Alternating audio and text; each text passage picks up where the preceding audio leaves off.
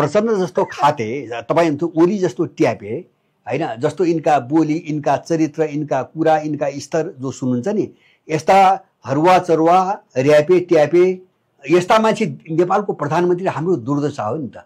उनले त यस्तै मान्छे नै प्रयोग गर्छ, यस्तै र्यापे ट्यापे खाते यस्तै मान्छे किन यस्तैले सबै काम गरिदिन्छ। त्यस कारणले उनले छानी छानी गर्ने क्यारेक्टर ल्याउँछन्। जस्तो युक्रेनमा पोरोसेन्को भन्ने जो पहिलो राष्ट्रपति थियो त्यो रुसै विरोधी थियो, पश्चिमाकै थियो, तर राजनीतिज्ञ थियो, जीवनभरि राजनीति गरेको। उसका विरुद्धमा क्याम्पेन चलाएर पश्चिमाहरूले जेलेन्स्की उठाए, किन यो ट्यापे थियो, अराजनीतिक, राजनीति नबुझेको कमेडियन जोकर। अनि उसलाई प्रयोग गर्न सजिलो थियो, उसले मान्छे छान्छ। त्यस्तै यस्तै निकम्मा नालायक मान्छेहरू उसले छान्छ काम गराउनुको निम्ति। यो हाम्रो दुर्भाग्य हो, विडम्बना हो। अनि यसरी सिलेक्ट गरेर यत्रो लगानी गरेर माओवादीको लगानी तपाईँ कल्पना गर्नुहोस् न, 10 वर्षको युद्ध इन्डियाले चलाइदिएछ।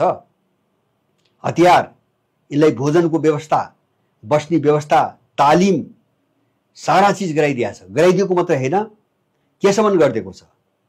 यिनलाई याकेर संसदवादीहरूलाई देशभरिबाट चाहिँ पुलिस निकालेर सहरमा जम्मा गरेर यिनलाई जनसरकार बनाउने बाटो खोलिदिएछ। यिनले आफूले बनाउन सके होइन त्यो है, के को 85% त हामी गाउँ कब्जा गर्यौँ। पुलिसहरू देशैबाट निकाल्दिएपछि गाउँ कब्जा हुँदैन, त्यहाँ निहत्ता मान्छेले के गर्छ?